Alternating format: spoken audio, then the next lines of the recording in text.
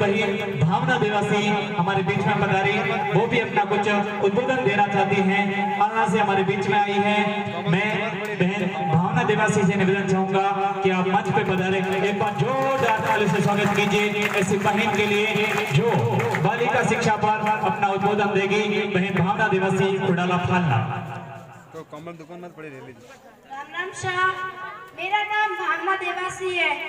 मैं गांव खुडाला की रहने वाली हूँ। मैं आपको एक बेटी बचाओ बेटी पढ़ाओ पर एक संदेश देना चाहती हूँ। आप सभी जानते हैं और बिल्कुल वाकिफ भी होंगे कि हमारे प्रधानमंत्री जी द्वारा हमारे भारत को डिजिटल इंडिया, मैकेनिक इंडिया बनाने की योजनाएं बनाई गई है। वही बात हरियाणा के पानीपत से बेटी बचाओ बेटी पढ़ाओ योजना की शुरुआत 22 जनवरी 2015 से की गई है। इस योजना के तहत बेटियों की शिक्षा के लिए जो प्रोत्साहन दिया जाता है, लेकिन मैं देखती हूँ अपनी समाज में बेटियों की स्थिति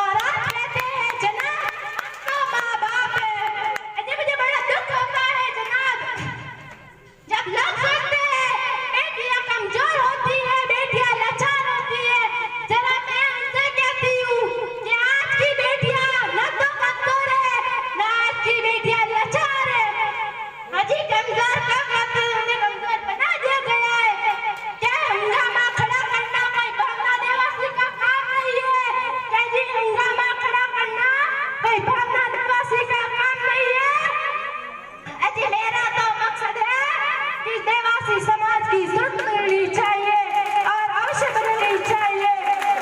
अजी मैं उन माताओं के लिए कहना चाहती हूँ जो कहती है 10वीं या 12वीं के बाद शादी कर लेंगे, ज्यादा पढ़ाकर क्या करना है, बेटे को पढ़ाएंगे तो वो 5 साल के लिए जाएगा और बेटी तो पराया धन पराए घर चली जाएगी।